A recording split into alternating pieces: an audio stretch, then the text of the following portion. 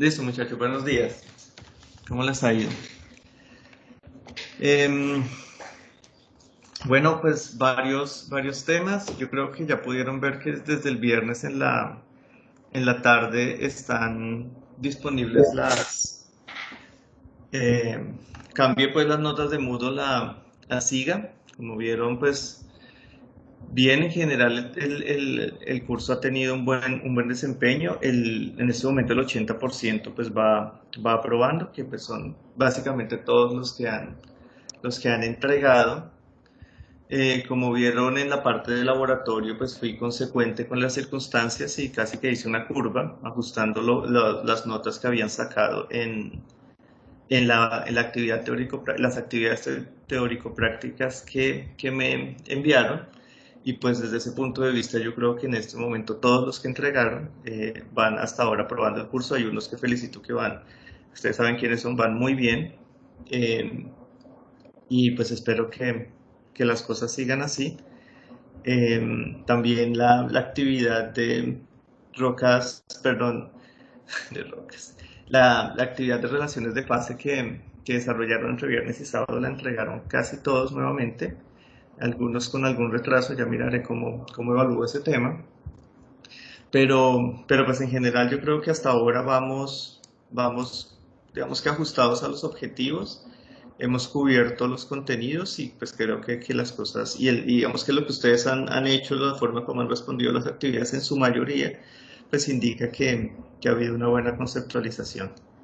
Entonces pues yo creo que esta primera parte del curso, pues los objetivos se cumplieron bien. Em, Vamos a continuar ahora, digamos que nosotros hasta ahora, ustedes saben que yo siempre hago como un recorderis, pues yo siempre me devuelvo para contextualizar bien en lo que vamos. Hasta ahora nosotros vimos inicialmente unas generalidades de suelos, así empezamos a hablar de proyectos y de cosas pues que son bastante generales, y hemos venido aterrizando el tema, lo hemos venido como de lo que es muy general, hemos venido yéndonos a temas mucho más específicos, ¿cierto? Entonces pasamos, por ejemplo, de qué es todos esos problemas, luego pasamos a ver clasificación de suelos en esas categorías que vimos generales, lo vimos tanto desde el punto de vista del procesamiento de la información del laboratorio para definir cómo se calculan los límites y cómo se calculan esas granulometrías, a la parte teórica, que es ya los sistemas de clasificación que más utilizan, que son el sistema unificado y el sistema ASHTO.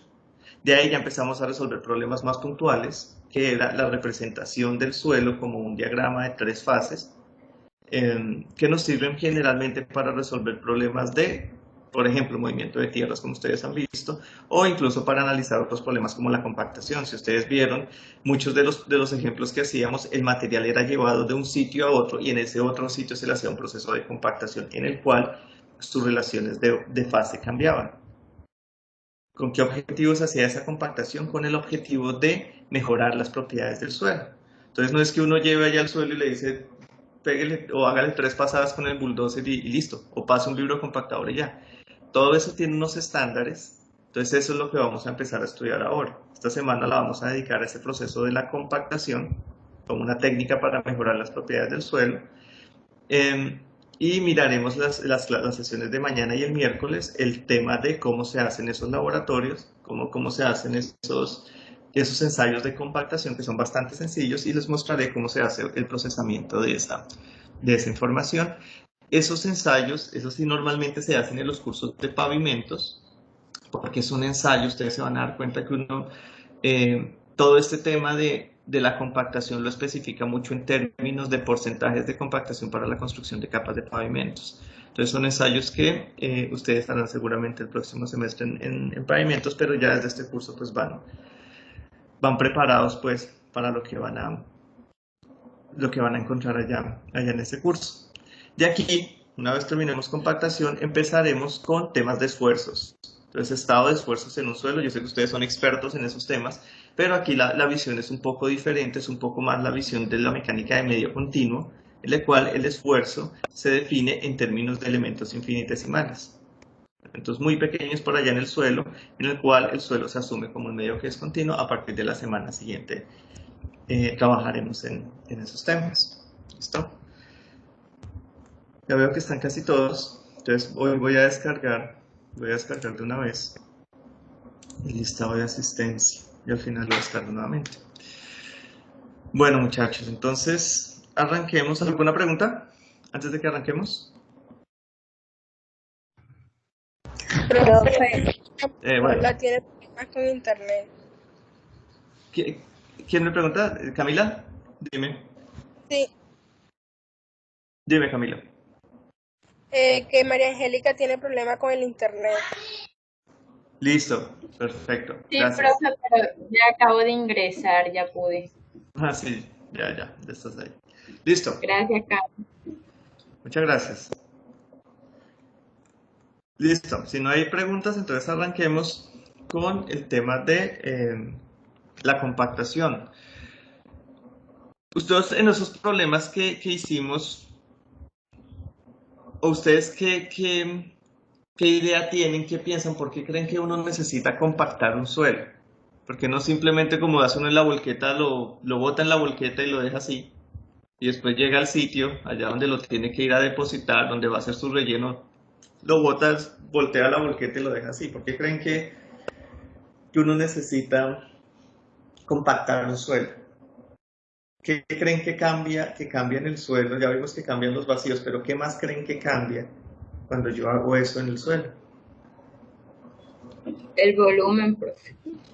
Muy bien, cambia el volumen. Al cambiar los vacíos, claro que esos vacíos, ese cambio en el vacío se refleja en una reducción o en un incremento del volumen, depende del proceso. Porque ustedes se dieron cuenta, a veces los materiales in situ, es decir, allá en su condición natural, ellos están muy compactados y cuando pasa un proceso, ya sea una excavación, ya sea una falla, ya sea una avalancha, algún proceso que genere un desconfinamiento, un cambio en el estado, ya vamos a empezar a meter ese término de esfuerzos, un cambio en el estado de esfuerzos del suelo que inicialmente estaba bien compacto, pues cuando yo lo desconfino, es decir, le quito los esfuerzos que lo mantenían junto, con la falla de un talud, por ejemplo, pues ellos tienden a cambiar su volumen, a incrementarse los vacíos, a cambiar el volumen y cuando eso pasa hay algo que se afecta y es la estructura del suelo. Hasta ahora lo hemos visto en términos muy generales de hablar de, listo, tengo un suelo que tiene unas relaciones de fase y hay un cambio de volumen.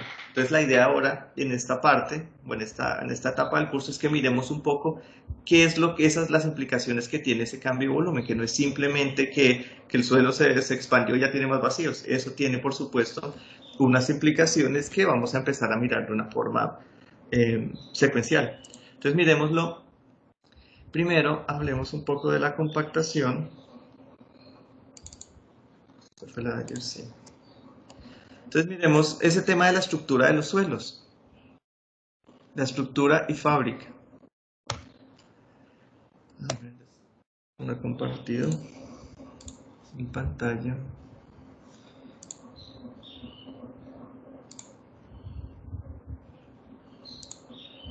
Listo, creo que ya lo están viendo. Entonces miremos el concepto de fábrica o estructura de los suelos. Entonces, hablemos de la estructura. La estructura de un suelo, ustedes saben que los suelos son finalmente arreglos individuales de granos.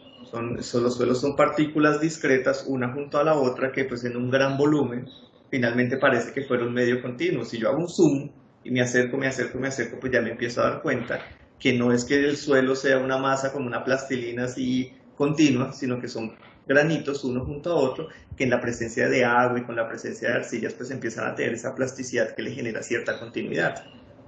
La arena. En la arena también, si uno mira un depósito de arena desde muy lejos, pues la arena parece que fuera todo un material continuo, que no tiene vacíos ni nada, sino que es un material continuo y que se comporta como un material continuo. Pero nuevamente, ustedes hacen un zoom, se acercan y empiezan a ver que esa arena tiene partículas. Y esas partículas tienen una organización. Y la estructura se refiere a esa organización. Esa estructura que en muchos casos la gente habla de fábrica, pero en este vamos a hacer una pequeña diferenciación entre estructura y fábrica. Hablemos de la estructura como un término general que compromete o que está compuesta de dos elementos. Uno que es la fábrica que se refiere al arreglo de partículas, a la forma como esas partículas están organizadas en el suelo, y también está compuesto por las fuerzas que actúan entre las partículas. Entonces, se hace referencia más a esas fuerzas superficiales. ¿Se acuerdan ese desbalance de fuerzas eléctricas que existe en la superficie de las arcillas, de los cristales de arcilla? Pues ese desbalance de fuerzas hace que se generen, por ejemplo, fuerzas atractivas entre granos, entre cristales de arcilla, o incluso se empieza a incorporar agua. Entonces, la estructura va a incluir las dos cosas. Primero, la fábrica, que es el arreglo de partículas, y las fuerzas que actúan entre las partículas. Entonces, cuando yo hablo de limos o suelos de grano grueso, suelos donde esas fuerzas entre partículas no son importantes, entre los limos, es decir, limos, arenas, gravas, en esos casos, estas fuerzas interparticulares ser poco relevantes, o ser casi que pueden descartarse, pueden no tenerse en cuenta por ser muy pequeñas, yo hablo de que la estructura y la fábrica es lo mismo. En cambio, cuando yo ya hablo de arcillas, la estructura pues me va a incluir tanto la fábrica, que es cómo están distribuidos esos cristales de arcilla y en contacto con partículas de suelo, y también debo tener en cuenta cómo están distribuidas esas fuerzas entre las partículas. Porque ustedes se acuerdan, ustedes hemos visto que son muy importantes porque, por ejemplo, de eso depende la plasticidad de las arcillas. Entonces, cuando yo hablo de arcillas, debo tener en cuenta tanto las fuerzas como la fábrica. Repito, en suelos gruesos, solamente la estructura es lo mismo que la fábrica, porque las fuerzas, esas fuerzas superficiales, los granitos de arena, pues no importa mucho que un granito de arena haya una fuerza positiva o negativa en la superficie del granito, porque no va a repeler el otro grano porque ya son muy grandes. ¿Listo? Entonces es importante la estructura comprende la fábrica y las fuerzas interparticulares. Esas fuerzas interparticulares son importantes solamente en los suelos de grano fino. ¿Listo? Entonces ahora miremos que nosotros, como les decía, uno lo que quiere hacer es como un zoom, acercarse mucho al suelo y ver qué es lo que hay ahí, cómo están organizadas esas partículas de arena, de grava, de arcilla. Entonces hay formas de hacerlo. Para observar esa fábrica, es decir, el arreglo de partículas, en arenas y grava nosotros utilizamos algo que son las secciones delgadas. ¿Qué es una sección delgada? Es una sección donde yo coloco los granos.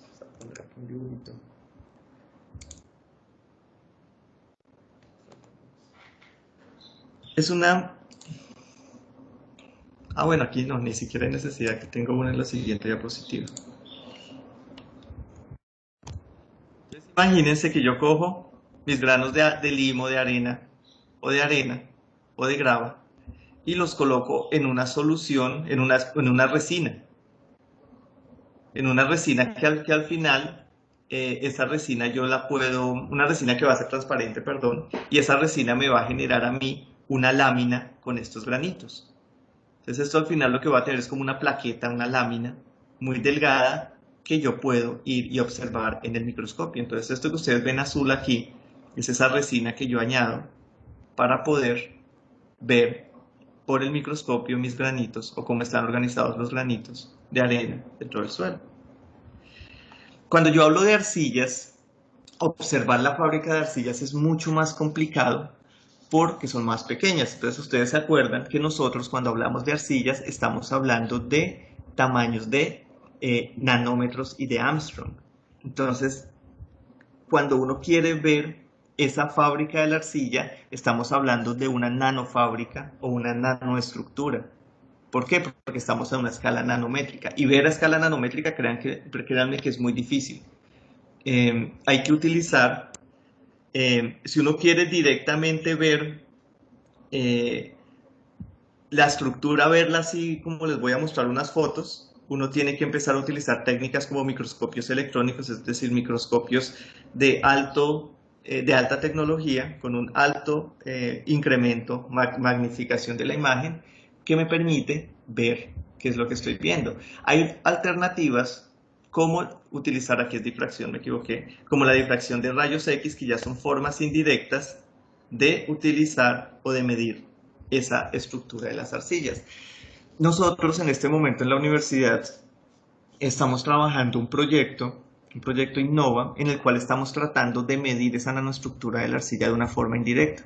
En la universidad nosotros no tenemos microscopios electrónicos que nos permitan verla, pero sí tenemos técnicas que nos permiten medir el tamaño o la distribución de los vacíos, cómo están esos poros en la arcilla, y utilizamos una técnica que se llama la técnica BET, que a partir de la inclusión de nitrógeno dentro del suelo, dentro de los granos, dentro de los cristales de arcilla, me permite saber cómo están distribuidos o qué tamaño de nanoporo, es decir, escalas de 10 a la menos 10, 10 a la menos 9 metros, cómo están distribuidos esos nanoporos. Es como una curva granulométrica, pero hecha para los poros a esa escala nanométrica.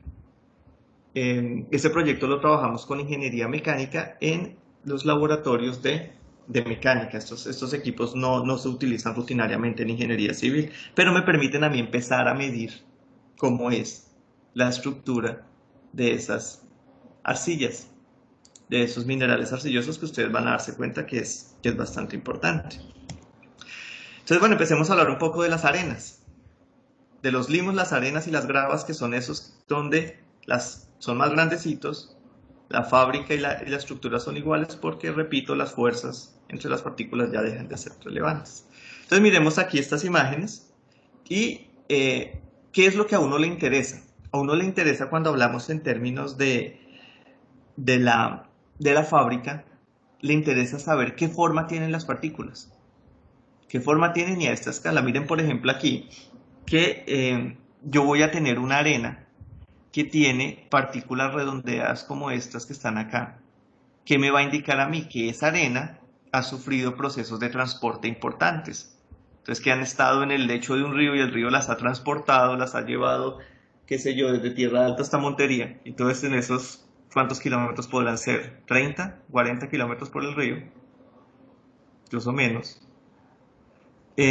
En todo ese camino pues se las va redondeando. Entonces vamos a tener partículas como estas, que también por supuesto van a estar intercaladas con unas partículas que al ser quizás más pequeñas o al ser el producto del fracturamiento de estos granos, pues van a ser más angulares. Miren que me va a permitir a mí medir contactos. Miren que aquí yo puedo medir que aquí tengo un contacto, aquí tengo otro contacto, contactos entre granos, y finalmente la resistencia, las propiedades y el comportamiento de esas arenas va a depender de cómo es esos contactos, cómo son ese contacto entre este grano y este grano. Piensen que yo podría definir aquí un plano tangente, finalmente el contacto pues va a darse en un punto, en teoría, ¿no? Pero en el mejor de los casos aquí habría un punto que va a ser tangente a los dos granos, o a los contornos de los dos granos. Yo podría definir los contactos en términos de vectores, o de hacer una métrica en términos de vectores, contar el número de contactos, ver la orientación de esos contactos, porque eso me va a dar a mí una idea de los esfuerzos que estoy teniendo. Eso se hace, por supuesto, con técnicas de interpretación de imagen. Uno no puede coger, miren esta imagen de aquí, esta imagen de acá, por ejemplo. Imagínense ponerse a contar a ojo todos los contactos y ver qué ángulo tiene, qué ángulo forma cada uno de estos contactos con la horizontal, o qué tamaño promedio van a tener todos los granitos cuando yo tengo que analizar 100 o 200 muestras de estas.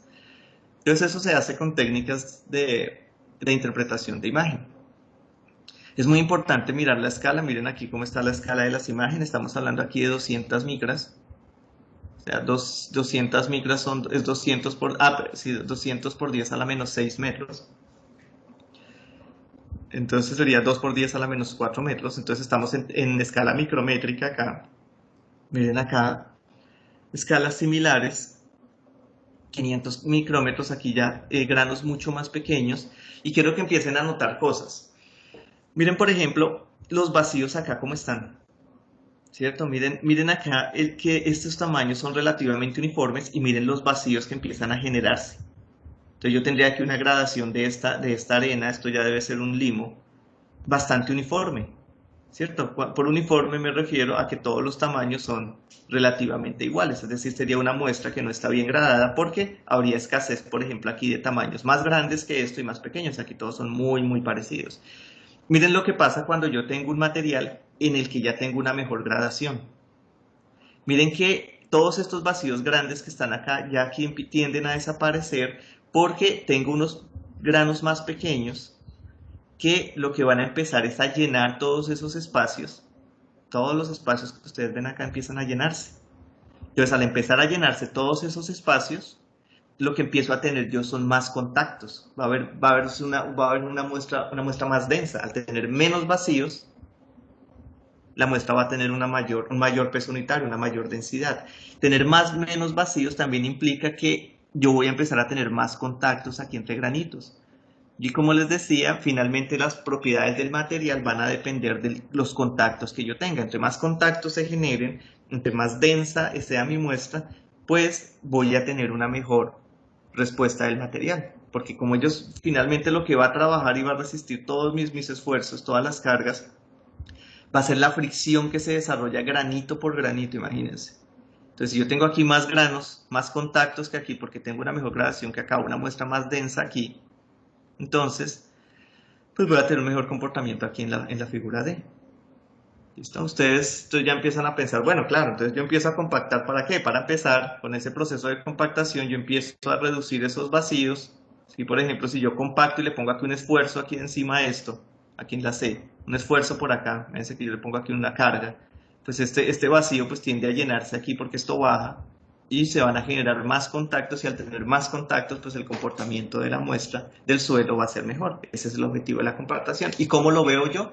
¿Cómo lo veíamos nosotros? Pues en una reducción. Es muy probable que se reduzca la relación de vacíos respecto al suelo que está suelto por ahí. ¿Listo? Entonces esa es un poco la idea de ese proceso de compactación.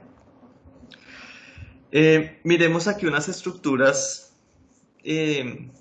Estas son unas fotos, ya más adelante retomamos el tema de los suelos gruesos, pero estas son unas imágenes, unas secciones delgadas que como ven puedo medir directamente. Después lo llevo un software de procesamiento de imágenes que me permite extraer información más detallada de estas estructuras, estas fábricas.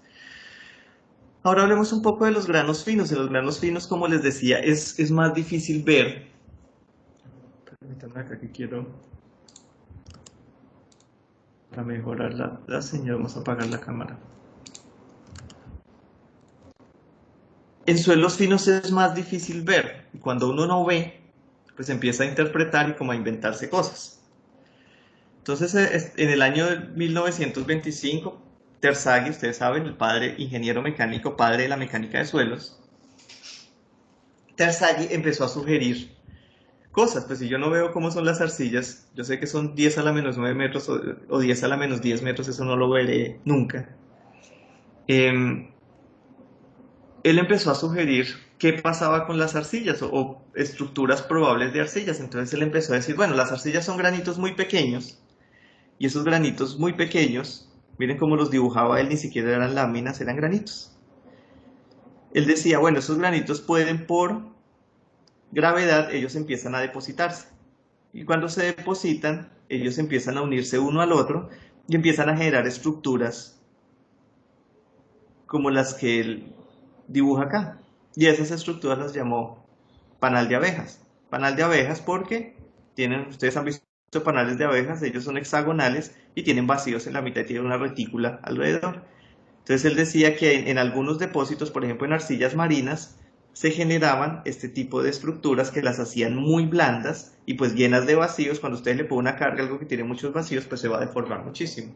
Ese fue un primer modelo, estamos hablando de hace casi 100 años, 95 años, que a la larga no son tantos, pero en esos 95 años el estado del conocimiento ha avanzado mucho.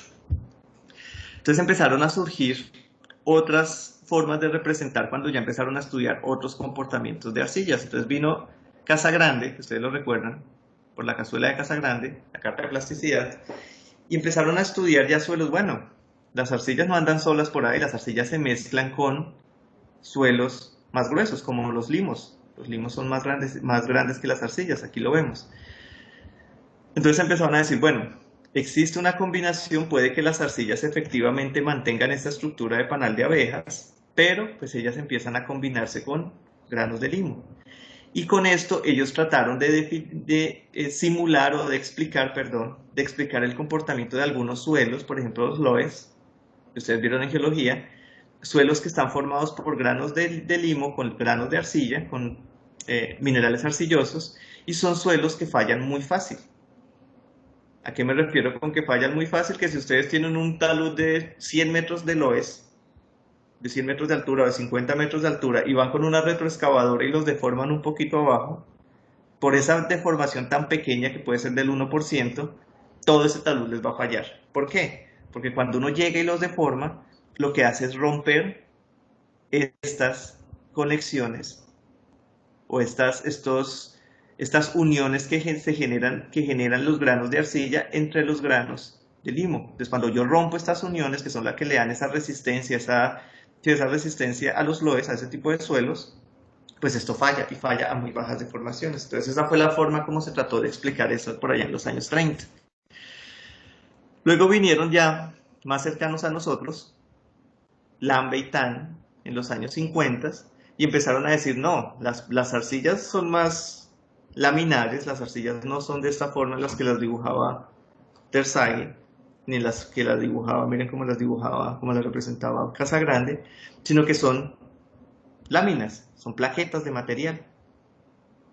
Entonces ya vinieron ellos y dijeron, no, la estructura no es esa, la estructura es esta, son plaquetas una sobre otra y que me empiezan a formar una fábrica de este estilo, que ustedes están viendo acá.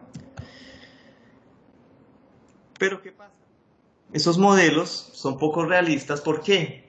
Porque ahí empieza ya a entrar a jugar lo que es estas fuerzas interpartícula, perdón. Si yo tengo unas placas muy pequeñas de material que tienen desbalances eléctricos, pues ellas no se van a empezar a organizar así como partículas individuales, sino que ellas van a empezar a unirse unas a otras y a formar grumos de arcilla, pues porque yo tengo esas fuerzas que tratan de, o esas fuerzas superficiales muy fuertes que tratan de mantener juntos los granos, que me generan esa cohesión y esa unión entre los granos que yo simplemente no voy, pues debo tener en cuenta a la hora de plantear mis modelos. Entonces ya vinieron modelos más modernos, como estos de Sheeran y Young en el 73, ya mucho más recientes, y empiezan a decir, bueno, si usted mira bien las arcillas, lo que va a tener son grumos de material que están unidos, son plaquetas, efectivamente, son láminas, pero esas láminas me forman grumos de material, y esos grumos de material son los que van a interactuar unos con otros para generar la estructura de lo que son los suelos. Ya se empieza a hablar o a definir conceptos de macrofábrica que hace más relación. Esto sería una macrofábrica, la forma en cómo interactúan esos grumos, y una micro e incluso una nanofábrica que se refiere más a cómo se están conformados esos grumos, ya a una escala micrométrica e incluso a una escala nanométrica, que es una escala muchísimo más pequeña. Entonces ya empezaron a ver la complejidad que tenían las arcillas. Entonces, a partir de eso, de esos modelos, y de ya saber que esas arcillas conformaban grumos y que esos grumos pues tenían una fábrica, una estructura determinada por una fábrica, que es la organización de los granos y las fuerzas interpartículas. Entonces ya empezaron a describirse o a definirse diferentes tipos de fábrica o diferentes tipos de arreglos de partículas de arcilla. Entonces empezaron algunas opciones para definir lo que es a escala ya nanométrica y micrométrica estas plaquetas de material, que podían organizarse como grumos generados a partir de plaquetas de esta forma. Aquí vemos para la descripción de esos suelos cómo se da la interacción ya de grumos y partículas de limos y arenas finas. Aquí en C estamos viendo grupos de plaquetas de arcilla. Ya esos grumos, un poco más parecida a la que les mostraba ahorita, esos grumos cómo pueden interactuar, por ejemplo, en una estructura de panal de abejas, que esas estructuras existen como en los loes y en los depósitos marinos, es decir, estos grumos, lo que describí aquí, Terzaghi, ellos, todo eso que se está viendo acá, a esa escala micrométrica, está definido ya por grumos de plaquetas. Plaquetas, láminas de arcilla, generando grumos de esta forma.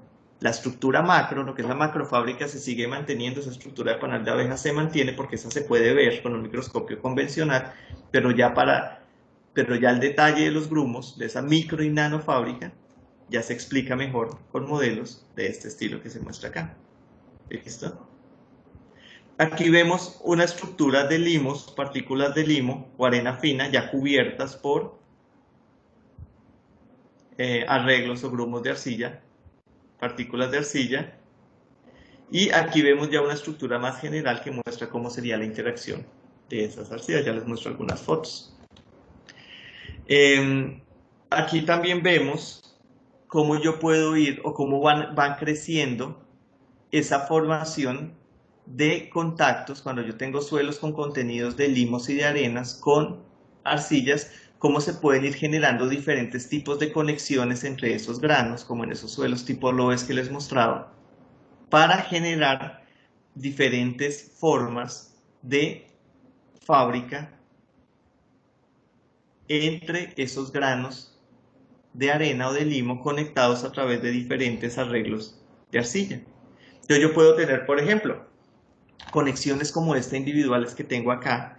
Puedo tener ya suelos con un alto. Cuando yo hablo, por ejemplo, de un suelo arcilloso, ¿se acuerdan que hablábamos cuando hacíamos clasificación de suelos?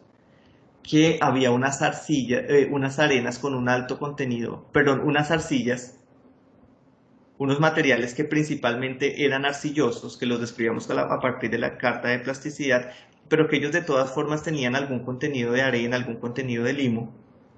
Entonces esas estructuras son más parecidas a estas. Yo tengo una matriz arcillosa, es decir, la mayoría del suelo es arcilla, casi todo su respuesta, su comportamiento está controlado por esas arcillas, pero voy a tener unos granitos de limo y de arena que van a estar embebidos en esa matriz granular. En el otro lado, cuando yo tenía unos suelos más limpios, es decir, unos suelos granulares, tipo arenas finas, por ejemplo, que tenían algún contenido de arcilla, ahí en ese caso yo hablo más de una matriz granular, es decir, la respuesta está controlada por esa interacción entre los granitos de arena, pero no deja de haber unas placas, unos grumos de arcilla, como lo ven acá, que alguna, dependiendo si están en un porcentaje superior al 5%, ya empiezan a meterse en esos contactos aquí y empiezan a controlarme la respuesta del suelo. Entonces miren que cuando nosotros hacíamos esa clasificación del suelo, estábamos de una forma u otra tratando de tener en cuenta la fábrica, solamente en términos del contenido de arcillas. Entonces tener más arcillas implicaba que yo tenía un comportamiento controlado por las arcillas, se hablaba de suelos de grano fino, mientras que cuando yo tengo suelos ya granulares, tenían la mayoría, más del 50% de material estaba retenido en el tamiz 200, es decir, suelos granulares, pues yo tenía una estructura de este estilo. Y ya entrábamos a ver qué tantos finos habían, y si esos finos eran, por ejemplo, más del 12%, ¿se acuerdan del sistema unificado? Ya empezaban esos finos a meterse acá mucho entre estos granitos, como se ve acá. Miren acá, por ejemplo. Y empezaban a tener una injerencia en el comportamiento. Entonces, por eso había que hacer también la clasificación de esos finos, porque ya ellos tienen, entonces había que decir si esa arena o si esa arena o esa grava era limosa o era arcillosa, porque entonces hay que ver qué efecto podría tener, y esa es una forma de tener en cuenta ese efecto. Entonces eso era lo que eso tratan de hacer esos sistemas de clasificación de una forma rápida, sin ir a esto, sin irse uno al laboratorio a sacar una muestra de suelo y a llevarse a hacer un ensayo con un microscopio de estos electrónico. Y esto es lo que uno ve, estas ya son imágenes de todos estos dibujitos que les estaba mostrando, pues estas ya son las imágenes de lo que es una fábrica de suelos. Miren que si yo, mira, aquí a la izquierda tengo como la vista general y a la derecha tengo la vista, el zoom del cuadrito que tengo acá. Entonces miren lo que es realmente un suelo y miren lo que la gente o lo que las personas que se dedican a esto tienen que interpretar. Miren lo que yo veo básicamente casi que como grumos de material, ¿cierto? Se ve algo ahí con algunos vacíos, los negros son vacíos, pero pues no se ve mucho detalle a esta escala. Cuando yo me voy a una escala ya mucho más detallada, creo que aquí dice 2 micras, sí, 2 micras, ya empiezo a ver los granitos de un granito de limo, silt, y empiezo a ver contactos, empiezo a ver los grumos de las arcillas, y empiezo a ver cómo se contacta una plaqueta de arcilla con otra plaqueta de arcilla. Miren acá, entonces él dice, este es un contacto de borde contra borde, entonces tengo una plaqueta de arcilla por acá y una plaqueta de arcilla por acá, entonces ellas tienen un contacto, perdón, que es un contacto de borde contra cara. Entonces está el borde de esta arcilla contra la cara de esta arcilla de acá. Entonces la gente que estudia la fábrica trata de estudiar eso, ver cómo está cada una de estas plaquetas. Por acá volvamos. Cómo está cada una de estas plaquetas, si está un borde como este, que estoy señalando acá una esquina de esta, es un edge, contra una cara, contra la parte más ancha de esa arcilla. Entonces la gente, los que se dedican a esto, que hay ingenieros geotecnistas que se dedican a esto, empiezan a medir a nivel de investigación, por supuesto, y empiezan a ver cómo se dan todos esos contactos entre partículas. Y a partir de eso empiezan a definir cómo se da o cuál es la estructura, la fábrica y la estructura de esas arcillas. Miren, por ejemplo, acá, a esta escala, para este suelo, como tenemos aquí, empiezan a definir cómo son los contactos. Miren lo que es una conexión, estos son 2 granos de limo, cómo sería una conexión de esas arcillas a esa escala. Miren este conector que estoy señalando acá, es un conector de estos, ay, perdón, es un conector de estos que les estoy mostrando acá, o de estos, ya depende. Entonces miren que es diferente tener un conector pequeño como este, a tener un conector mucho más robusto como este. Ustedes entenderán que este pues va a fallar mucho más rápido que este. Entonces eso es lo que tratan de medirse con estas imágenes. Estas imágenes son recientes, si ustedes vieron hacia el año 70 fue que la gente ya empezó a definir mejor los modelos y se debe a que aparecieron ya estos microscopios mucho más sofisticados que permiten ver a esas escalas ya micrométricas y nanométricas.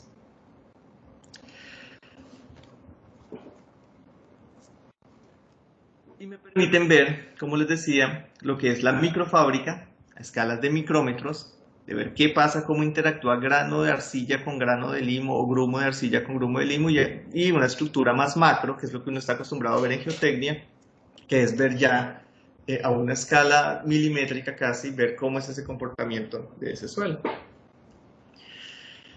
¿Por qué son importantes o por qué es importante que nosotros conozcamos esa fábrica, ya sea a una escala macro o una escala micro?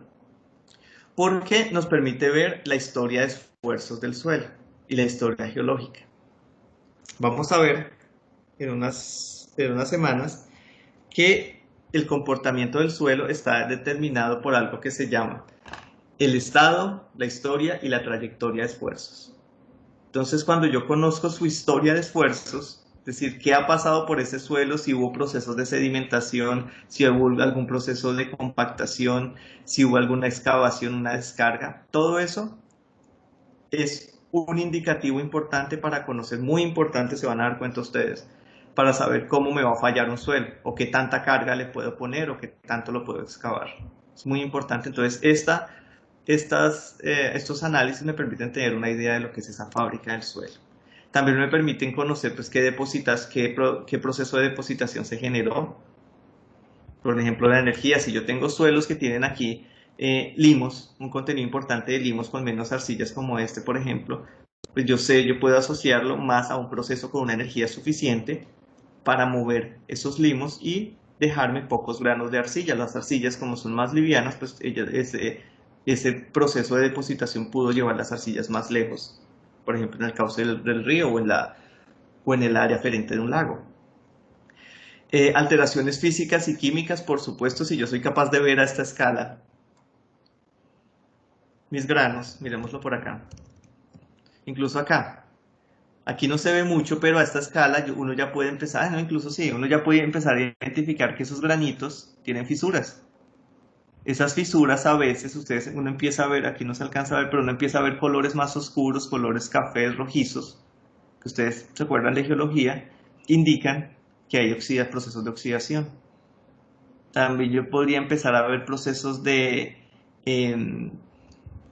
generación o precipitación de calcio cuando tengo agregados calcáreos, como en las calizas. Entonces yo puedo empezar ya a ver ese nivel de detalle. Y, como les decía, la historia de esfuerzos, que es muy importante. Bueno, la microfábrica ayuda a entender el comportamiento del suelo, por supuesto, porque yo puedo medir, por ejemplo, distribución de poros. La distribución de tamaño de poros es una propiedad importante que está muy asociada al tamaño de las partículas. Si yo conozco más o menos el tamaño de las partículas y puedo conocer la distribución de los poros, y uno se pone a mirar con detalle la literatura técnica, uno puede saber a partir de la distribución de tamaño de poros, tener una idea de qué tipo de arcilla es. Entonces, si es una montmorillonita, ustedes saben, la montmorillonita cambia de volumen muy fácilmente, es susceptible al cambio de volumen. O si es una caolinita o una hilita, que son menos susceptibles al cambio de volumen. Eso uno puede empezar a definirlo a partir de conocer la microfábrica, que es bien importante. Y la macrofábrica, pues, para nosotros es muy importante porque nosotros la estudiamos para ver cuál es el comportamiento ya macro del suelo. ¿Listo? Aquí les traigo, para que lo revisen, algunos criterios de las normas ASTM. Ustedes saben que la ASTM es ¿cómo es? El Standard for Testing Materials, el estándar americano para ensayo de materiales del 2010. Ellos tienen, todo hay que estandarizarlo, una forma de describir esa estructura de los suelos de grano fino. Entonces hay que definir si son homogéneos, si son estratificados, si son bandeados, laminados, si tienen fisuramiento, si tienen slick-sided, foliación, si son en mantos o en lentes, si forman bloques, eso ya el tamaño de los grumos, si tienen estructuras abiertas, si tienen presencia de raíces. Esto simplemente es informativo para que sepan que si hay una forma de describirla, hay una forma estandarizada de describirla. Nosotros aquí no la traemos en Colombia, pero si hay una forma, si necesitan, hay una forma estándar de describir ese tipo de fábrica. Ahora volvamos un poco a los suelos granulares. Entonces los suelos granulares, como les decía, aquí las fuerzas interpartículas ya no son tan importantes, ya no se nos van a formar esos grumos que se nos formaban por la presencia de esas cargas, estos esfuerzos superficiales. Muchachos, si tienen alguna pregunta me interrumpen, por favor. Que yo me extiendo a veces a hablar y no sé si ustedes tienen preguntas. Entonces, bueno, hablemos ahora de las fábricas de esos suelos granulares. Entonces, esa fábrica pues va a estar controlada principalmente por la gravedad y la forma como se depositó, ¿no? Aquí ya las fuerzas entre partículas pues ya no son tan relevantes. Entonces miren, aquí se depositan por gravedad, genera unas estructuras que pueden ser sueltas, pueden ser densas y pueden también aparecer estructuras metaestables, que son esas estructuras de panal de abejas como esta. Miren, los vacíos que se generan por la forma como se acomodaron los granos cuando se depositaron. Esto pasa mucho con el viento, por ejemplo. Cuando es el viento el que deposita, genera formas como esta, con unos vacíos ahí. Y genera estructuras metaestables, que yo creo que es la primera vez que, esto lo hemos mencionado poco. ¿Qué es metaestable? Metaestable indica que él es estable en algunas condiciones, pero que falla muy fácilmente. Entonces estas estructuras, por ejemplo, ustedes la pueden ver así estable, pero quítenle un granito o defórmela un poquito, muy poco. Cuando ustedes deforman esa estructura metaestable, que es estable en esa condición, le cambian la condición de fábrica y ella de una vez falla, y esas fallas son repentinas. Eso se viene el talud rapidísimo, falla muy rápido, no le da tiempo a uno de que se movió un poquito, no, eso falla súper rápido. Esas son las estructuras metaestables y asociadas a esta presencia de vacíos. Y como vimos en los suelos de granos finos, pues había digamos que unos puentes de arcilla uniendo estos granos, que le da quizás un poco de más resistencia, pero de todas formas cuando se rompen esos enlaces, o aquí cuando se mueve la estructura, se pierde toda esa fricción, eso falla muy rápidamente. Y aquí vemos unas estructuras, unas estructuras o fábricas, estamos en suelos granulares, sueltas, y aquí una un poco más densa. Miren que los vacíos ya se llenaron. Bueno, ya esto lo hablamos, estructuras metaestables. Tienen problemas con cargas. En los sismos se comportan muy mal, los sismos empiezan a deformar estas estructuras, las deforman poco, pero muchas veces. Entonces cuando las deforman, todos estos granitos empiezan a desacomodarse. Por ejemplo, miren este grano de acá, si este grano baja, aquí a este vacío porque tiene el espacio, o este grano baja, o este grano de aquí bajan a los vacíos, no hay nada que lo sostenga. En el momento que esto baja, pues todo lo de arriba se desacomoda. y eso pues va a fallar rápido y el movimiento no va a ser pequeño. De aquí a aquí eso va a ser un movimiento importante que va a generar un colapso. Colapso es la palabra. Un colapso de la estructura y es propio de estas estructuras metaestables. Uno para describir esas estructuras pues lo mismo tiene unos criterios de uniformidad, si son iguales los granos, de heterogeneidad, si los tamaños, por ejemplo, uniformidad si son el mismo tipo de grano, heterogeneidad respecto más al tamaño de esos granos, si es estratificado o no. Ustedes se acuerdan que la estratificación es propia de los depósitos sedimentarios. Las rocas sedimentarias tienen estratificación asociada a los procesos que las generaron, ¿se acuerdan? Si están formados en lentes o mantos, ¿a qué me refiero con eso? Y ya lo hemos hablado aquí. Si yo tengo unas capas de suelo que son estratificadas como estas, entonces aquí tengo arena, arcilla, limo.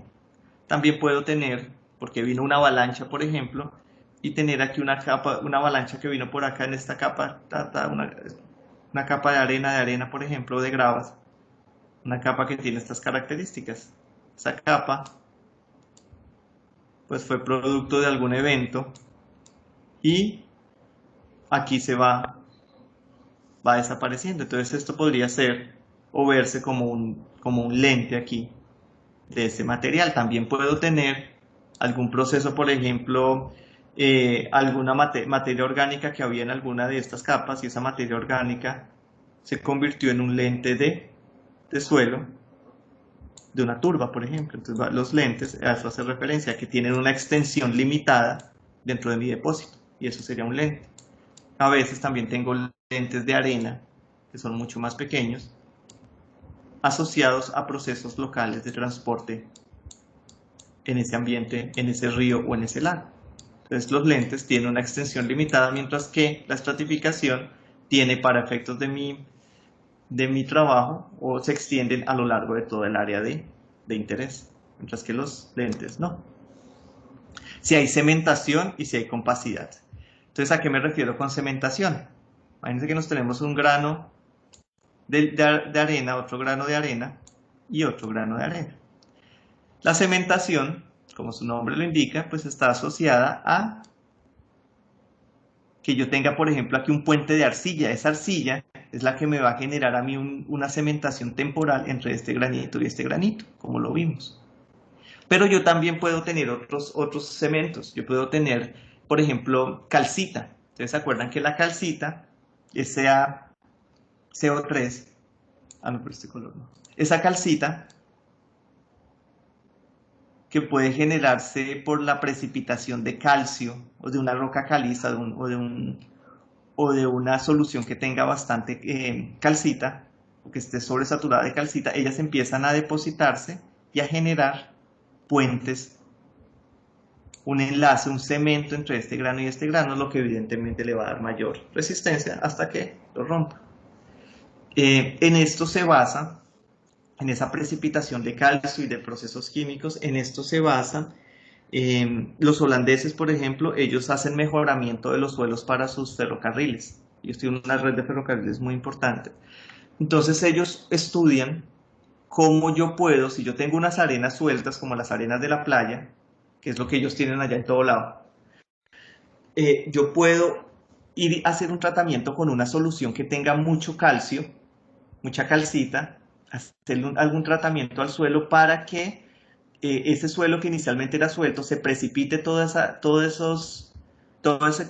calcita y me genere a mí unos puentes o unos contactos entre los granos que me permitan mejorar la resistencia del suelo y hacerlo menos deformable.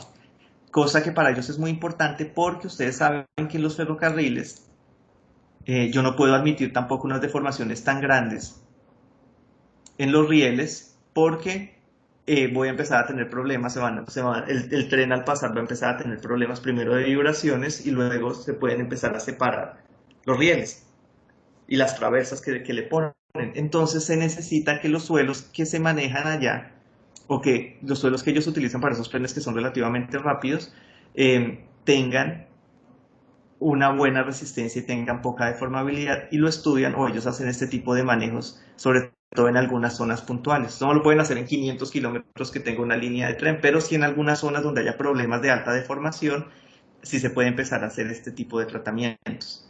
Entonces lo estudian muchísimo y lo estudian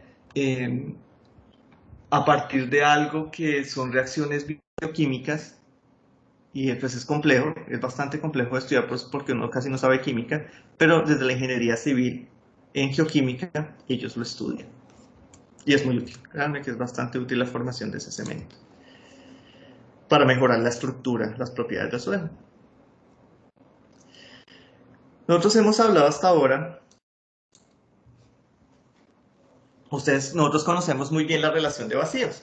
Entonces, si uno en ingeniería civil quiere describir esto, y hemos hablado que los vacíos eran los que cambiaban, y ustedes calculaban en sus relaciones de fase cómo cambiaban esos vacíos. Y al principio de la clase ustedes me decían muy bien, listo, cambia el volumen porque cambian los vacíos, ¿cierto? Entonces yo puedo, de una forma general, o pensar que la relación de vacíos me describe o está relacionada con la estructura de la roca, perdón, del suelo. Entonces este suelo, uno sabe que va a ser diferente a este suelo porque este va a tener una mayor relación de vacíos que este. Y este va a tener una mayor relación de vacíos que este, ¿cierto? Entonces uno en aplicaciones convencionales, en geotecnia, uno utiliza la relación de vacíos como un descriptor o por lo menos como un indicio del tipo de fábrica que voy a tener. Esa relación de vacíos de qué va a depender, de la forma de los granos, de la fábrica y de la granulometría. Entonces volvamos aquí a la primera, a esta imagen. Aquí la relación de vacíos, miren, nuevamente va a depender de la forma de los granos. Claro, si yo tengo unos granos más alargados o de formas que se me permitan empaquetarse de una forma mejor, pues voy a tener una menor relación de vacíos. La granulometría, miren que aquí tengo tamaños uniformes, repito, y aquí tengo ya una mejor gradación, es decir, tamaños grandes y tamaños pequeños. Miren que los pequeños empiezan a rellenar los vacíos, entonces aquí voy a tener una menor relación de vacíos en A que en B. Y la fábrica también, por supuesto, la relación de vacíos va a depender de cómo están organizados estos granos. Va a ser diferente tener una estructura de panal de abejas a una estructura donde los granos, como esta, donde los granos tienden a ocupar más el espacio. En el panal de abejas yo tendría aquí un espacio grandísimo, lo que indicaría una mayor relación de vacíos. Entonces, como ven, la relación de vacíos es un indicativo de esa estructura de mi suelo. Entonces nosotros lo usamos para describir, bueno, aquí estaba, yo me fui hasta allá. Aquí está, miren la relación de vacíos. Aquí es claro que estos suelos pueden ser los mismos granos incluso, yo creo que son los mismos granos, pero están organizados diferente. Y miren aquí una estructura de panal de abejas versus una estructura más densa. Miren aquí nuevamente cómo los granos pequeños tratan de llenar los espacios de los granos entre los granos grandes, reduciendo la relación de vacíos y aportando más contactos, que eso me controla el comportamiento del suelo. Y miren la forma como se organizan también, y la forma de las partículas. Miren que una cosa es tener esas partículas todas alineadas, y otra cosa es tener esos contactos, ya por ejemplo contacto de cara contra borde, como está acá. Aquí son todos alineados, entonces eso me va a generar relaciones de vacíos diferentes. Entonces la relación de vacíos es un indicio de, o es una forma de tener una idea de cómo es la fábrica. No es que me diga exactamente la fábrica es así o es así, pero sí me da una idea, sobre todo cuando es el mismo suelo. Entonces si yo llevo un suelo de un lado a otro y comparo su relación de vacíos, pues ahí sé que hay un cambio en la fábrica reflejado en una variación en volumen de vacíos y por lo tanto en el volumen total y en la relación de vacíos. Entonces, aquí, vamos a ver un concepto, creo que ya vamos para allá. No, falta. Quiero que miremos unos conceptos importantes acá, que es la relación de vacíos máximo y la relación de vacíos mínima. ¿Qué es eso? Pues la relación de vacíos máxima, pensemos en un arreglo de partículas, es la forma teórica como yo voy a obtener el máximo volumen de vacíos para que la relación de vacíos sea máxima. Entonces yo puedo organizar estas partículas, dejarlas muy sueltas, muy sueltas, de tal forma que la relación de vacíos sea máxima. En el otro lado del espectro tengo la relación de vacíos mínima, y esta relación de vacíos mínima que va a corresponder a la forma de organizar las partículas, compactarlas y organizarlas con todo el detalle, meter todo y organizar todo estos finos, todas estas partículas finas, llenando los vacíos de la forma, mejor dicho, optimizando todo el proceso para que esos vacíos sean mínimos, volumen de vacío sea mínimo, y en ese sentido tener la mínima relación de vacíos. Entonces miren, por ejemplo, si yo tuviera esferas del mismo tamaño, un arreglo de esferitas de 1 centímetro, de qué sé yo, de 1 milímetro, ahí sí yo puedo hacer el cálculo, y cuando yo tengo la relación de vacíos máxima, que estoy hablando de una fábrica suelta, la relación de vacíos máximo es 0.92, mientras que la relación de vacíos mínimo para unas esferas del mismo tamaño es 0.35. Entonces, entre todo este rango yo me voy a mover. Estos son el máximo, la máxima relación de vacíos y la mínima, y las que yo voy a tener en realidad pues van a estar entre la máxima y la mínima. Cuando yo hablo de lo más compacto, pues tiende hacia la relación de vacíos mínimo, y cuando hablo de algo suelto, hablo de la máxima. Algo suelto, estoy cercano a la máxima relación de vacíos. Cuando hablo del mínimo, es algo compacto, algo denso. Algo suelto es algo cercano a la máxima relación de vacíos. Yo creo que eso es sentido común. De aquí les dejo algunos valores para algunos tipos de suelos. La arena Ottawa, no sé si la han escuchado antes en el curso de materiales, que se usa en el curso de materiales. La arena Ottawa es una arena que es muy uniforme, que está muy bien caracterizada, que los granos son muy redondos. Miren que parece casi, que se parece mucho a unas esferitas. Miren acá las densidades son cercanas a las de las esferas. Son arenas que se utilizan como estándar en los laboratorios. Uno la puede comprar y como ya sabe cómo es la arena, esa arena está muy bien caracterizada y es muy igual, digámoslo así, muy parecida.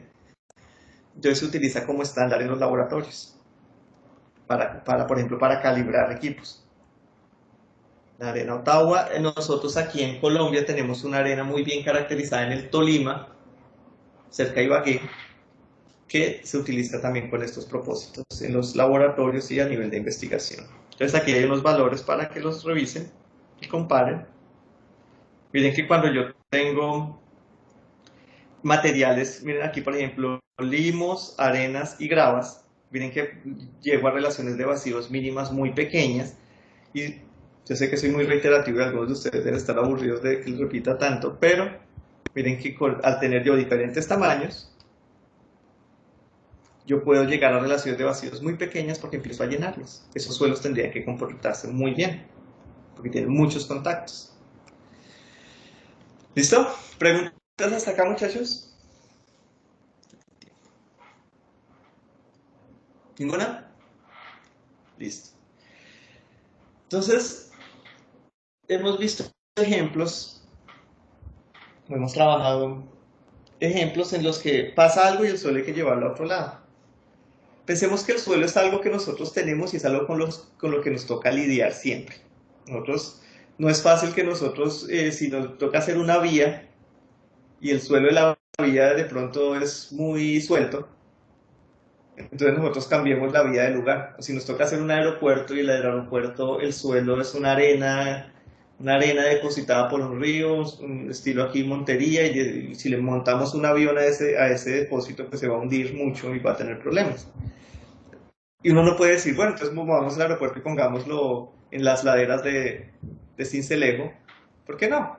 Porque el aeropuerto se necesita es aquí en Montería, y yo no puedo, yo necesito solucionar el problema de ingeniería para reducir o mejorar esas condiciones para que el suelo sirva para mi proyecto.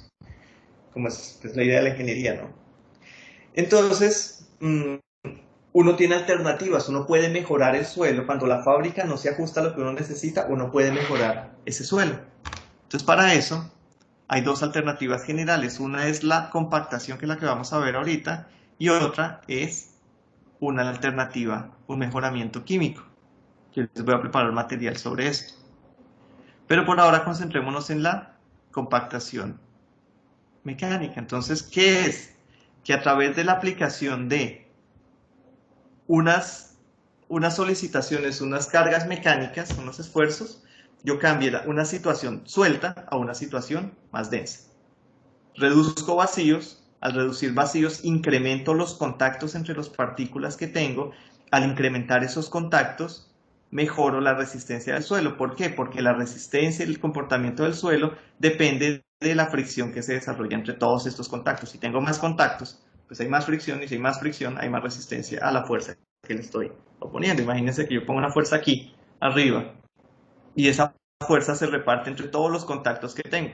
Entonces aquí tengo poquitos contactos comparados con estos, entonces aquí pues todos esos contactos van a resistirme mejor. Se va a repartir la misma fuerza en más contactos, pues en cada contacto hay menos fuerza, y si los contactos resisten lo mismo, pues donde tengo menos fuerza, pues voy a estar más lejos de la falla. ¿Sí me hice entender? Eso es importante, bien importante. Entonces miremos, aquí puse una fuerza, digamos de 10, digamos de 100 kilonewton. Y esos 100 kilonewtons se van a repartir en 100 contactos, ¿cierto? Entonces a cada contacto en este gráfico de la izquierda le va a corresponder 1 kilonewton, ¿cierto? Si cada contacto, si la fricción aquí, después si cada contacto me resiste, qué sé yo, 0.8 kilonewton, cuando yo le ponga la fuerza, pues todos esos contactos van a fallar porque a cada contacto le llega 1, ¿cierto? Entonces ahora miremos el caso acá, pensemos que aquí pongo la misma fuerza de 100 kilonewton, que los contactos me resisten los mismos 0.8 kilonewton, entonces le puse la fuerza de 100, pero aquí hay 200 contactos, por decir algo, pensemos que hay 200 contactos. Entonces a cada contacto no le va a corresponder 1 kilonewton como en el caso de la izquierda, sino que le corresponde 0.5 kilonewton. Como cada contacto me aguanta 0.8 kilonewton, pues el suelo no me va a fallar. Es tan sencillo como es. O yo lo puedo ver, es una forma de verlo, una forma sencilla de verlo. Aquí como me aguantan 0.8 kilonewton y cada uno tiene 0.1, pero no tiene 1 kilonewton, pues fallan, se mueven. En cambio aquí no se alcanza a vencer la fricción entre los granitos, no se alcanza a movilizar esa fricción porque ellos están recibiendo apenas 0.5, todavía me aguantan otro poquito, entonces todavía hay algo de resistencia entre los granitos. Entonces una forma interesante de ver esto, de irlo entendiendo. Entonces lo que yo hago aquí con un mejoramiento mecánico es tratar de densificar, de hacer que mi suelo sea más denso para que tenga más contactos y se mejore el comportamiento. En pocas palabras eso es lo que se hace, y después eso va a ser útil en los terraplenes de las vías y ferrocarriles. Entonces si yo tengo en las vías, pues en muchos casos hay zonas donde tengo que hacer mejoras. Los suelos no tienen buenas características, son muy deformables, por ejemplo, muy compresibles, entonces necesito hacer mejoramientos. Les decía que en los ferrocarriles hay también que hacer mejoramientos. Ese mejoramiento que yo les mencionaba que se hace en Holanda, y bueno, y en otras partes, pero que lo hacen bastante los holandeses, ese es un mejoramiento químico, ¿no? Están adicionando una calcita, una precipitación al suelo, una precipitación de calcita que genera ese cemento, un cementante que mejora las propiedades. Es útil en presas de tierra. Presas, nosotros hemos hecho ejemplos, ustedes han hecho ejemplos ya y hablaron un poco de eso en la tarea. Si yo necesito una presa de tierra, yo necesito que la presa sea impermeable, ¿cierto? Entonces imagínense qué es más permeable, esta o esta. Dirán ustedes, pues es más permeable esta, pero aquí el agua, como tengo más vacíos, pues el agua va a fluir más fácil. Entonces si yo la compacto, reduzco los vacíos, mejoro, o reduzco esa permeabilidad, la hago más impermeable y el agua va a fluir menos. Pues entre menos agua salga de una presa de tierra, pues mejor, ¿cierto? En rellenos para alcanzar la resistencia que se requiere es importante que no haya fallas. En jarillones, los jarillones son esas estructuras que uno pone al lado de los ríos para que no se inunde, como para ampliarle el cauce.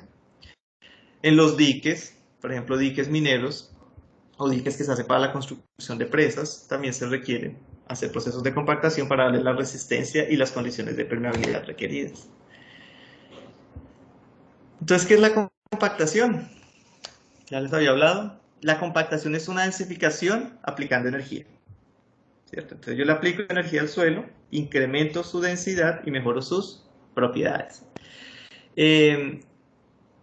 También yo en algunos casos, y se hace mucho nosotros en nuestras aplicaciones de ingeniería civil, lo hacemos, es que adicionamos o retiramos agua, modificamos el contenido de agua porque como vamos a ver, eso tiene un efecto en la densidad. Entonces nosotros modificamos esa humedad, contenido de agua. La granulometría a veces es necesario, por ejemplo, en una presa, si yo tengo material granular, yo necesito empezar a adicionar material fino, tipo arcilla, para que se empiece a llenar todos estos vacíos y me minimice esta permeabilidad. Entonces, a veces yo la mejoro, a veces en vías es muy común, esto pasa mucho aquí en Montería. En Montería, a veces los agregados que se traen del río no cumplen, por ejemplo, contenido de finos, o no cumplen algunos ensayos que ustedes harán en pavimentos, como es equivalente a arena, es decir, la cantidad de finos que tienen. Entonces lo que hacen aquí, para que cumpla lo que le pide a uno la norma en vías, es mezclarlo con arena. Al mezclarlo con arena se mejoran las propiedades y después se pueden utilizar para la construcción de vías. Para ponerles un ejemplo aquí más cercano a ustedes, o a lo que trabajamos aquí en la región.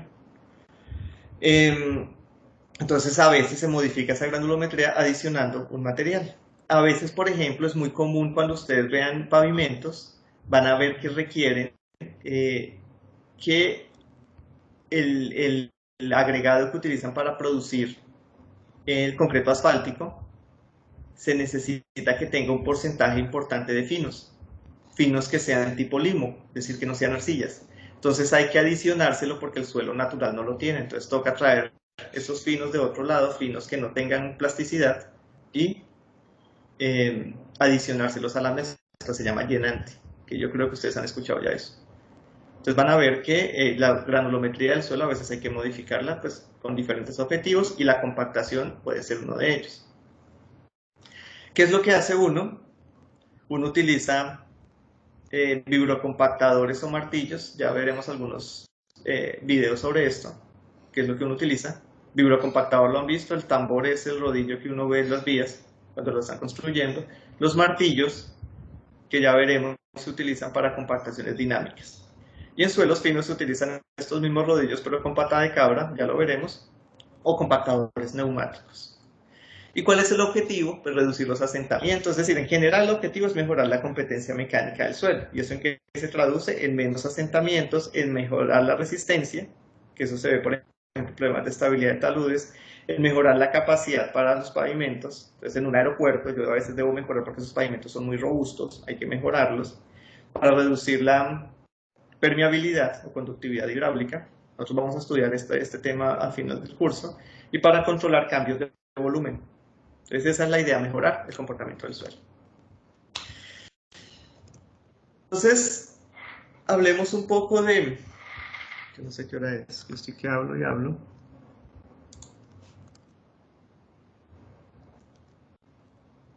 Ah, no, todavía estamos bien. ¿Preguntas hasta acá, muchachos? ¿Siguen ahí? Espero que sí. Sí, profe. Sí. Eso, muchachos. Entonces, la compactación de suelos. Nosotros en mecánica de suelos, en geotecnia, hay una forma muy estandarizada de estudiar este tema de la compactación, porque pues hasta ahora yo les he hablado como un cuento, ¿no? Pues sí, se le aplica una carga y se reducen los vacíos, o le añado un material, se reducen los vacíos y queda más denso y listo. Pero no, nosotros tenemos una forma de estudiarlo.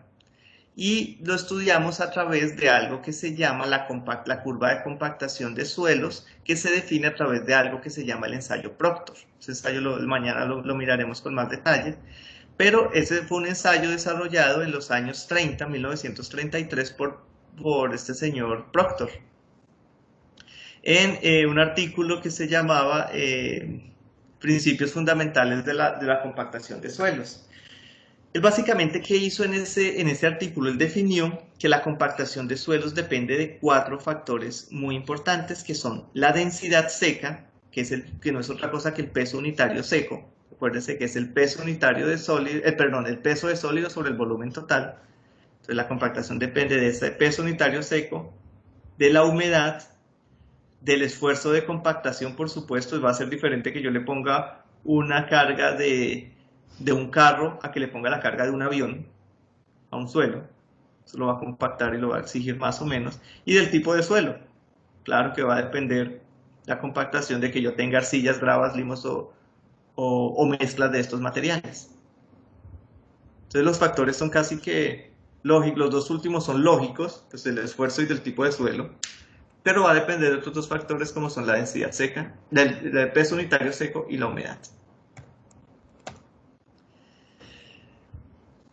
Entonces él define algo que se llama el esfuerzo de compactación y lo define como como una métrica pues de la energía que uno aplica en ese proceso de compactación. Y es una energía aplicada por unidad de volumen.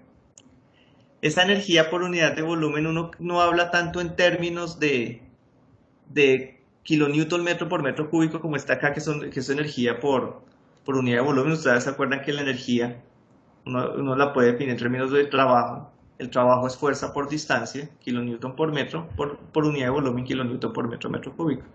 Esa energía, esto serían julios, joules, esta unidad, julios. Uno no habla tanto de estas unidades, uno habla más en campo de el número de pasadas del compactador, es decir, cuántas veces va a pasar un compactador o cuántos golpes con una masa yo le voy a aplicar al suelo. Ya veremos que eso es una compactación dinámica.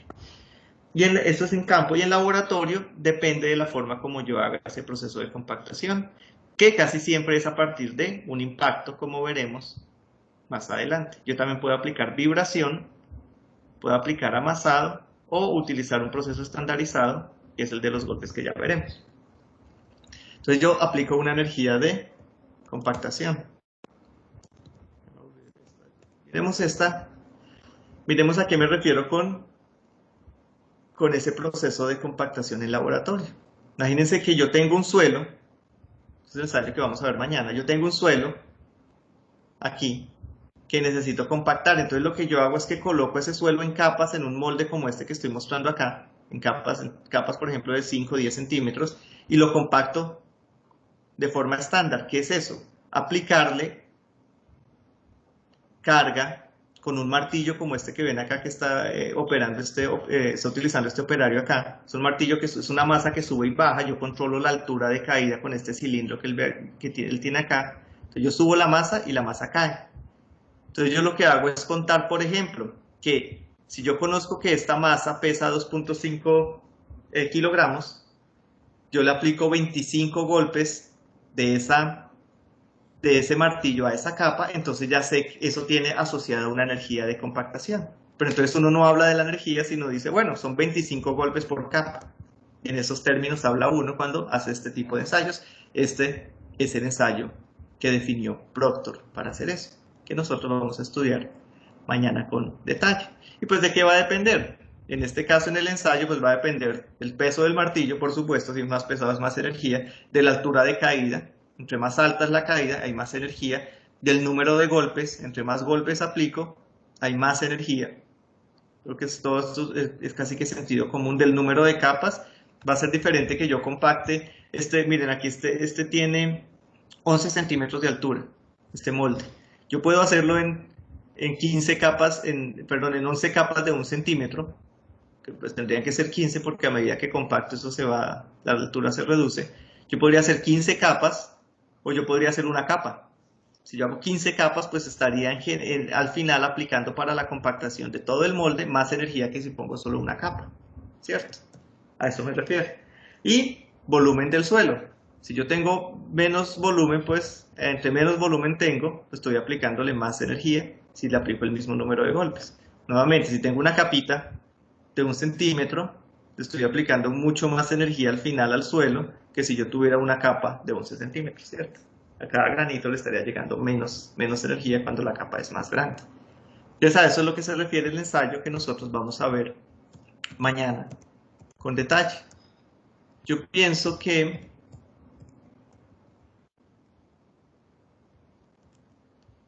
A ver cómo estamos de tiempo antes de ver el ensayo.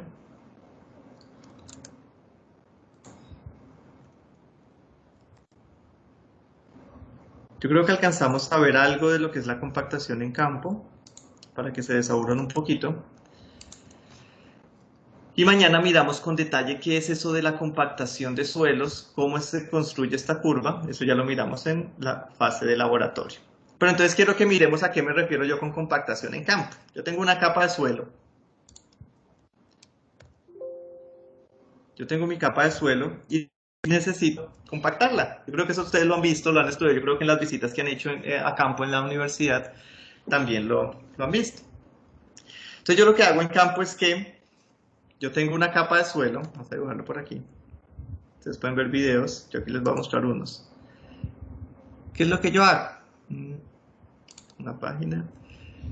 Cuando yo llego a obra, cuando llega mi material a la obra, por ejemplo, pensé que esto es una capa de... Piensen que esto es una capa de... Estoy construyendo una vía. Entonces necesito generar una capa aquí de una subbase granular, una capa granular de material. Entonces lo que pasa es que llega el material y las volquetas lo distribuyen en acopios, ¿cierto? En camellones se llaman, o por lo menos en algunas regiones lo llaman camellones. Entonces este es el material que llegó mi volqueta y lo deposito ahí. Yo creo que esto es claro para todos. Veo la volqueta tan y descargo. Entonces lo que se hace para construir para construir estas capas es que viene una motoniveladora y empieza a distribuirme el material en capas. Entonces viene esto que era un montón grande, él viene y lo empieza a distribuir, viene con la cuchilla y lo distribuye en una capa, en capas. O lo extiende en el terreno, pues. Entonces ya no voy a tener esto, sino que voy a tener es una capa de mi material. Lo volví una capa. Y luego va a venir los equipos que les voy a mostrar ahorita de compactación y empiezan a pasar por encima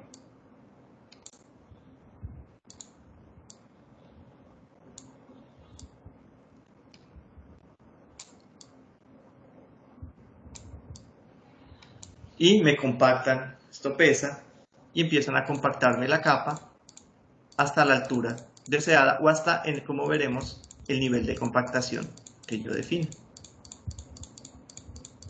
Entonces ese es el proceso general de construcción. Es muy sencillo, pero quiero que veamos alternativas para hacerlo.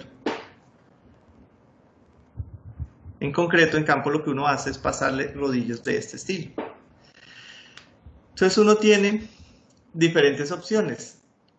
Uno tiene estos rodillos que eso ustedes lo ven cuando vean construcción con equipos, allá les detallan todas las características de estos equipos, pero por ahora pensemos que necesitamos hacer un acabado suave en una capa asfáltica. Entonces yo necesito utilizar unos rodillos que estén suavizados para que le den una textura suave, una buena textura, para que tenga, por ejemplo, un bajo nivel de ruido. Entonces necesito proteger, acabado suave es la palabra. Entonces él me necesita que una cobertura acá, por ejemplo, con algún polímero, con caucho o con algún elemento, que le dé un acabado suave a la capa, que me genere la carga, pero que al mismo tiempo sea suave el acabado y me dé una textura bastante suave y con poco ruido, que me genere después poco ruido cuando transitan los vehículos. Cuando yo tengo suelos arcillosos, en los suelos arcillosos necesito aplicar grandes esfuerzos. Y ustedes saben que los esfuerzos están definidos como la fuerza sobre el área. Entonces, si yo necesito aplicar grandes esfuerzos, aquí ya no puedo utilizar un rodillo liso como esto, sino necesito un pata de cabra. Pata de cabra es esto. Yo aplico o le coloco estos elementos, estos dientes aquí que se llaman pata de cabra y de diferentes tipos. ¿Con qué fin? Con el fin de la misma carga distribuirla en áreas muy pequeñas, determinadas por el área de estos dientes que le estoy colocando, y poder generar unas grandes presiones para compactar esas capas de arcilla que normalmente son más difíciles de compactar. Entonces, en términos generales, ustedes van a ver cuando vean construcción con equipos, ¿sí? Van a ver que uno en esas capas de pavimento, o cuando tiene ese tipo de, perdón, de subrasantes y tiene que hacerle algún tratamiento, uno necesita utilizar este tipo de vibradores, de compactadores de capa de cabra para generar presiones bastante altas y poder alcanzar unas densidades aceptables para esas capas de arcilla. También, yo creo que este lo han visto ustedes, es el más común aquí en Colombia, yo aquí en Montería lo he visto, para que no se utilicen este tipo de protecciones en los rodillos. Yo creo que lo he visto en Manizales tal vez, pero yo no lo he visto más aquí en Colombia. Yo no sé si ustedes han visto este tipo de rodillos acá, protegidos. El que uno ve en todo lado, aquí en Montería lo he visto, en Bogotá se ven por todo lado. Son este tipo de compactadores neumáticos que tienen llantas. Esas llantas lo que hacen es que se utilizan en las capas asfálticas para darles ese acabado suave, obtener un acabado suave de las capas y darle ese nivel de compactación. Y están los vibrocompactadores. Los vibrocompactadores lo que hacen es que además de compactar con el peso del rodillo, ellos vibran. Y cuando yo le aplico vibración, lo vimos hace un momento cuando hablábamos de las cargas cíclicas, cuando yo tengo una estructura de estas, de suelos granulares, eso es para compactar suelos granulares, arenas y limos principalmente, y gravas. Cuando yo le aplico vibración a un suelo, el suelo tiende a mejorar o a reacomodarse y a generar una mayor densidad. La vibración aquí de estos granitos uno con otro, los granitos empiezan a deslizarse y a llenar todos estos vacíos y a generarme unas mayores densidades. Es una característica, entonces se utiliza mucho. Los vibrocompactadores, yo creo que también los han visto. Vamos aquí. Se utilizan mucho aquí en Colombia se utilizan por todo lado. Por todo lado, esto lo verán en el curso de pavimento, les detallan esto aún más. Quiero que miremos, antes de pasar a que miremos un video de un equipo de estos de compactación. Entonces quiero que miremos este vibrocompactador.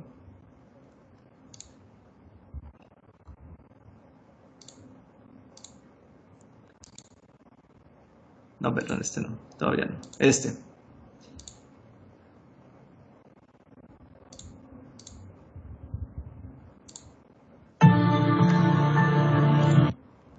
Tiene sonido, ¿cierto? Del video. Sí, profe. Gracias. Entonces miren, este es un vibrocompactador Volvo, bastante versátil.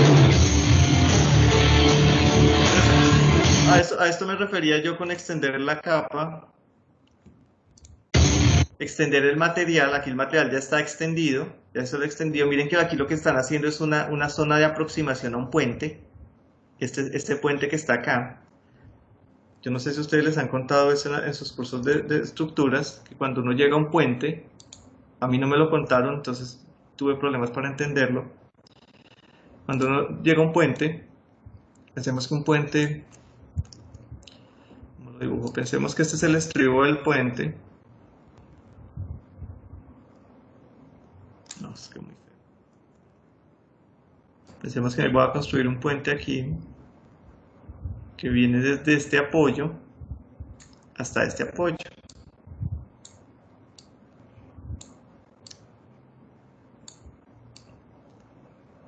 Yo no soy estructural, pero allá se lo explicarán con más detalle.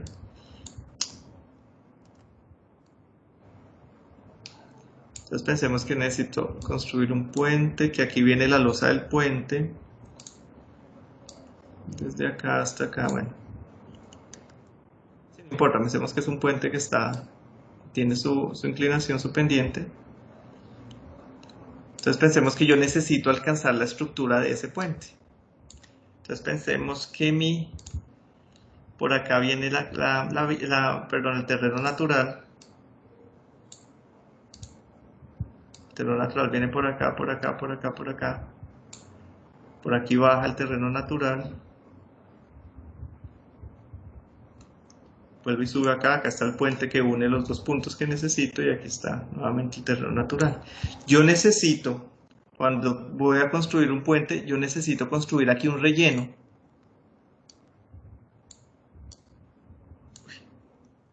Un relleno que me permita a mí alcanzar la cota del puente. ¿Cierto? Este relleno es la zona de aproximación al puente. Este es un terraplén de aproximación a un puente, entonces yo necesito construir un relleno para poder encima construir mi pavimento y alcanzar justo la cota de rasante aquí de entrada a la luz del puente. Entonces necesitaré en cada una de esas zonas. Es muy importante. ¿Por qué? Porque en estas zonas yo voy a tener una transición aquí de algo que es muy rígido como es el puente, que va a tener y con una estructura muy, muy robusta, que son los estribos, los apoyos del puente, que se va a deformar poco. Y aquí traigo mi suelo, condiciones geológicas y bueno, todo eso que sabemos de la geotecnia, que van a ser altamente compresibles y va a tener bastantes deformaciones.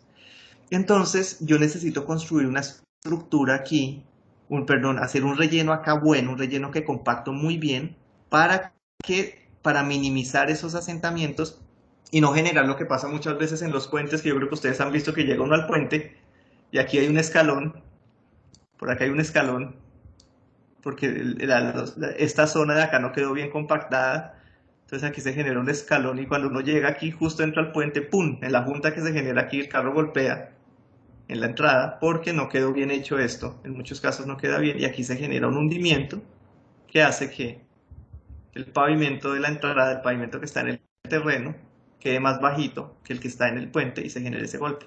Entonces aquí hay que hacerle buena geotecnia y hay que hacer un buen diseño de este terraplén y compactarlo muy bien para que se deforme poco. ¿Listo? Esto en construcción de puentes genera inconvenientes. Uno le toca entrar como interventor sobre todo a corregir mucho, a ser muy enfático en la necesidad de hacer esto bien. Esto hay que hacerlo muy bien porque si no genera problemas. Entonces eso miren que es lo que están compactando ellos acá. Entonces aquí se extiende el material, ese material granular y lo compactan con ese vibrocompactador. Ese material debe ser material principalmente granular. Para yo construir capas de pavimento requiero materiales de baja plasticidad, es decir, que tengan poca arcilla. Entonces esos materiales son granulares y se compactan con este tipo de vibración.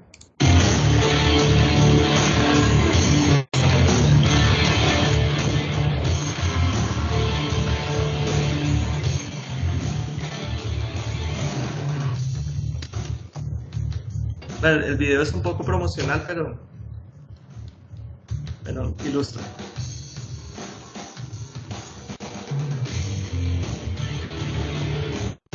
Entonces miren el proceso de vibrado y miren el tipo de material granular que está ahí.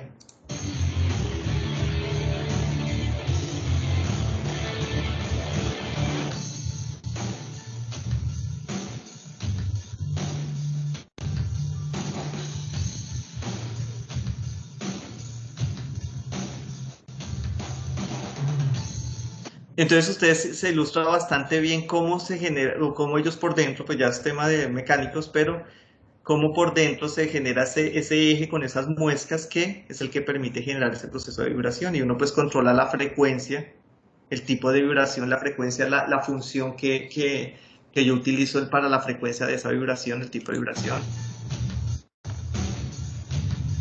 Puedo aplicarle un golpe como se ve acá.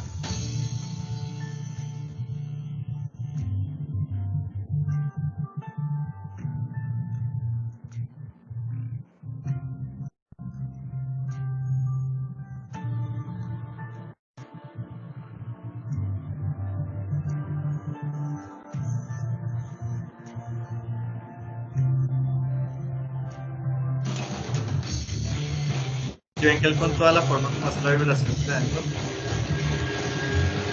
la selección de frecuencia.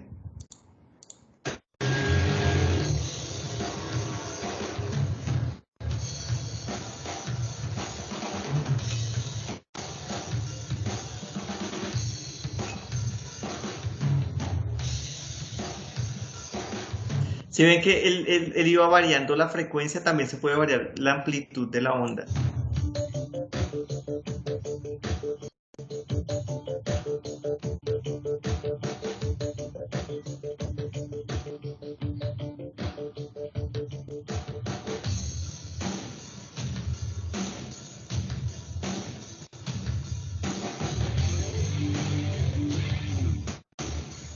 Eso me refería, yo puedo variar la amplitud y la amplitud va a estar relacionada con el espesor de la capa que yo quiero. Yo varía amplitud en una onda, acuérdense que es, la amplitud es la altura aquí de la onda.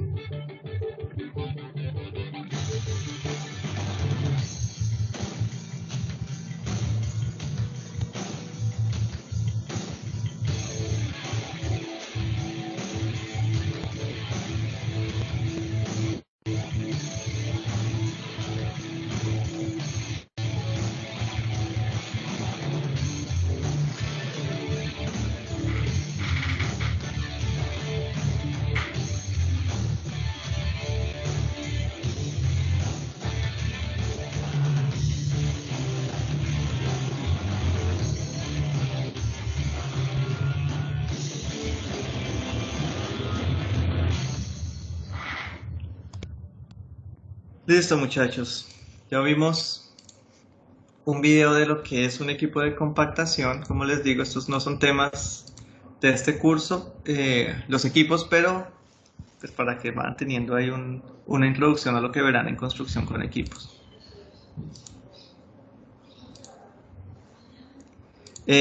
Vamos a dejar hoy por acá. Ya son las... Sí. Mañana continuaremos, entonces vamos a ver lo que es este ensayo de compactación y veremos otros temas relacionados con la compactación de campo. Mañana y por supuesto el miércoles en la sesión de laboratorio miraremos el tema del ensayo laboratorio. ¿Listo? ¿Preguntas? ¿No? Bueno, muchachos. Entonces nos vemos mañana y el miércoles y que tengan una buena semana. Gracias. Ingeniero Gracias, Sebastián no pudo Natalia. estar en clase porque se le presentaron inconvenientes. Listo, Sebastián. ¿Cómo es el apellido de él? Es Soto, Listo, Ángel gracias. Soto. Listo, Ángel. Listo, Natalia, gracias. Bueno, muchachos. Gracias, chao.